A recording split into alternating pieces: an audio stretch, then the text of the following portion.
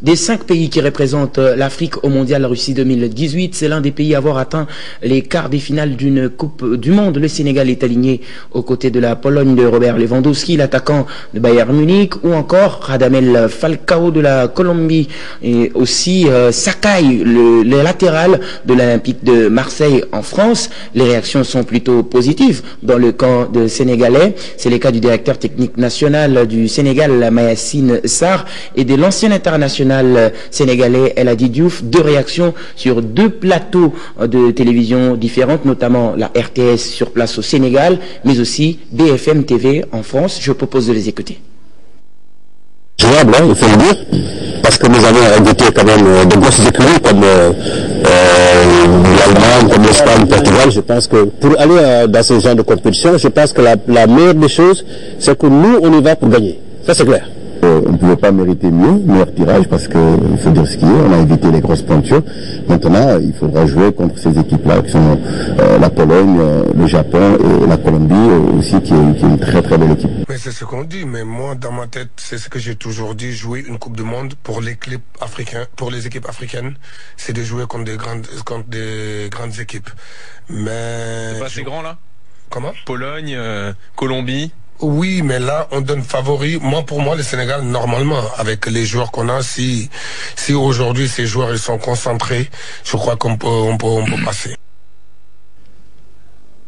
Et voilà pour les réactions du Sénégal. Les réactions sont un peu partout, hein, même du côté du Maroc avec Hervé Renard, même la Tunisie. On s'est exprimé un peu partout sur ce tirage au sort du Mondial à Russie 2018. Il y a également des répercussions en ce qui concerne la Confédération africaine du football, l'instance africaine qui soutient et qui accompagne d'ailleurs les 5 représentants. 500 000 $ américains. La Confédération africaine veut allouer cette prime à ses représentants africains au mondial, l'Égypte, la Tunisie, le Sénégal, le Nigeria et le Maroc qui connaissent déjà leurs adversaires, ceci dans le but de renforcer et améliorer l'encadrement de chaque équipe. La Confédération africaine de football met à la disposition des ambassadeurs africains un dispositif technologique dans le sens de suivre la performance des joueurs des qualifiés africains. Ça s'appelle le Fieldouise, une contribution notable de l'instance africaine aux 5 qualifiés pour faire mieux au Mondial Russie 2018. On revient au pays pour parler de l'actualité à la tête de la Confédération africaine de football. Vous le savez, les élections à partir déjà du 23 décembre. L'assemblée élective aura lieu pour doter des nouveaux dirigeants à la Fédération congolaise de football, l'association, l'instance la plus haute en République démocratique du Congo. À dater du 5 décembre, le candidat à différents postes sont appelés au dépôt de candidature. Sans doute le président sortant que vous voyez en image, Constant Omari Selemani Briguera, un nouveau mandat de 4 ans à la tête de la FECOFA, lui qui y est déjà plus de 15 ans, bientôt 60 ans. Constant Omari a dirigé longtemps cette fédération. En 2013, il a été élu par les 32 votants présents dans la salle à Kindu, malgré la manifestation des anciens pratiquants de football qui accusaient la FECOFA de délocaliser les lieux des élections, soit de Kinshasa à Kindu, où finalement les élections avaient eu lieu et le président Constant Omari Selemani, l'actuel président de la FECOFA, avait été élu avec toute son équipe. Tout à fait autre chose, on va parler en football sur le pelouse à présent, notamment avec la suite du championnat, la 23e édition de la Ligue nationale de football qui s'est poursuivie ce samedi sur la pelouse du Stade Tata Raphaël de la Quiétude ici à Kinshasa, notamment la victoire du Racing Club de Kinshasa devant le tout-puissant Mulungue de l'ex-Équateur, le tout-puissant Mulungue qui n'a pas su avoir les moyens conséquents pour se déplacer et jouer devant son public au stade de Bakusu. 2-0 en faveur du Racing Club de Kinshasa, l'un des représentants de la capitale qui s'est donc baladé sur cette formation qui apprend encore le haut niveau. 4 défaites de suite, 0 points et même 0 but marqué depuis le début de cette compétition. Les hommes de José Mundele broient en tout cas du noir dans cette phase classique dans la zone ouest. Autre résultat encore ce samedi, notez ce nul entre le Football Club Moké de Kinshasa et l'AS Dragon. De partout, les deux formations s'étant donc neutralisées. Ce dimanche, il y aura une affiche importante, on va le voir. L'AS Vita Club qui va matcher la formation, le repêché de la FECOFA. Un match aussi important pour ces deux formations. La formation de Vita Club qui a en tout cas besoin de pouvoir enchaîner après avoir battu la formation de Nord Sport en déplacement dans le Congo central, 1-0, une réalisation de Tagui Agiti et Tekama qui est de retour d'une maladie. L'on jouera également dans la zone de développement centre et sud pour le compte de la 3e et 4e journée, puisqu'il y a des formations qui sont en retard, notamment le tout-puissant Mazembe qui sera reçu ce dimanche par l'US Chinkonku au stade des jeunes de Katoka, et la formation de tout-puissant Mazembe est déjà à Kananga pour jouer l'US Chinkonku pour sa 3e journée. Mazembe qui compte 6 points, 2 victoires en 2 sorties.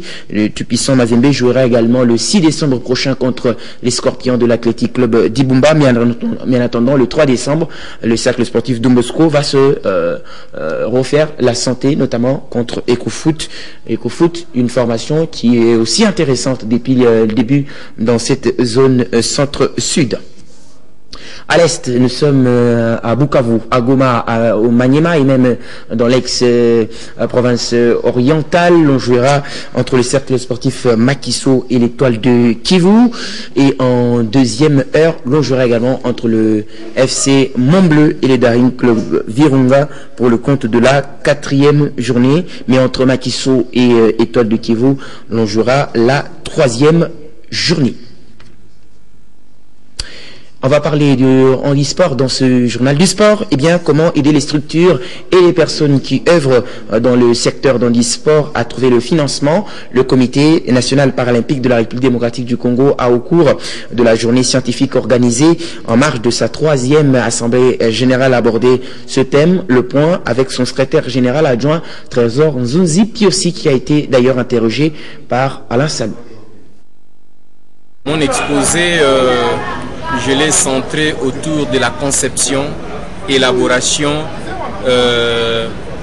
suivi et évaluation des projets axés aux résultats. Et c'est destiné au cadre de ligue et du Comité national paralympique pour renforcer la capacité de ces cadres-là dans l'élaboration de projets pour la recherche des financements. Parce que vous comprenez que dans ces secteurs-là, il y a énormément besoin de financement pour appuyer ces personnes avec handicap et dans le but de réaliser la mission du Comité national paralympique et des ligues à ce qui concerne la réinsertion sociale et l'inclusion des personnes vivant avec handicap. Le message, c'est justement que ces personnes puissent d'abord s'intéresser à ces domaines qui, sous d'autres cieux, évoluent énormément. Mais chez nous, au pays, il y a un peu de petits problèmes parce qu'il n'y a pas assez de financement pour la sensibilisation. Et nous avions constaté que la quasi-totalité des Congolais ne connaissent pas les activités paralympiques, aussi longtemps que ce sont des activités salutaires pour des personnes en situation de handicap, et ça constitue une thérapie par rapport à leur handicap. Alors donc, c'est comme ça que nous appelons toutes les personnes de bonne volonté, notamment le gouvernement aussi, de venir en aide à cette structure importante qui encadre des personnes vivant avec handicap. Allez, on va terminer ce journal de sport avec du noblard, la boxe en Afrique du Sud, au pays de Nelson Mandela. En bref et en images, le combat, c'est déjà pour ce soir. Les 4 Congolais qui sont en train de représenter la République démocratique du Congo à l'extérieur du pays dans la discipline du noblard. On va le voir dans ces images. Ils vont donc combattre ce samedi sur place en Afrique du Sud. Et d'ailleurs, ils se sont entraînés tout au long de la semaine sous des images qui nous ont été envoyées par Sergio Chaumba. On va le voir, donc je propose de suivre cette dernière séance d'entraînement produite sur place à Cape Town en Afrique du Sud. Rabi Matete dit Maître Antibal est un jeune boxeur congolais. Il évolue ici, au King's Boxing Gym, à Cape Town, en Afrique du Sud. Avec ses amis congolais, Cédric Malonda, Arnold Matamba, ils travaillent dur sous la supervision de leurs techniciens. Des exercices basés sur la résistance, le positionnement sur le ring et l'enchaînement de coups de poing. Des derniers réglages plus qu'exigeants avant le combat de ce samedi. Rabi Matete est déjà excité. Quand de Baloba, qui est le meilleur gagne, mais nous avons tout ça d'entraînement, donc nous avons gagné le combat. Cédric Malonda, lui, a enchaîné plus de 6 combats. C'est lui à venir est aussi important. Les 6e combat à boxe dans le Bundesliga. Les fanatiques n'ont sont baébi, nous allons toujours liboso, nous décevoir veloté, car on est aux boulets, car on est venu aux ala, au CP là. Estimé concerné par la série de combats, prêt, il l'est déjà. La proportion qui est bien pour notre travail en casse, nous avons qui est bien, toi, la champion sur Cédric, Parabi, à la coach, nous avons préparé pour son alarme. On va samedi, pour un amour déjà, c'est un peu, on va gagner. Avant son combat important de ce samedi, Arnold Matamba a un message à sa nation depuis l'extérieur. Ça sera une bonne chose de soutenir les athlètes à l'extérieur ou à l'intérieur parce qu'on fait la fierté de notre pays à l'extérieur. Nous avons besoin de votre soutien parce que quand on monte dans le ring, on monte avec notre drapeau. Ça sera une bonne chose. Avec une victoire à la clé, le message trouvera plus d'écho au pays. Allez, bonne chance à vous, messieurs, pour vos combats d'ailleurs. Ils sont au total 4 qui vont donc combattre ce soir en Afrique du Sud. C'est la fin de ce journal des sports, madame, messieurs. C'est un plaisir de vous avoir servi. On se retrouve très prochainement sur la télévision digitale Congo. On se retrouve prochainement.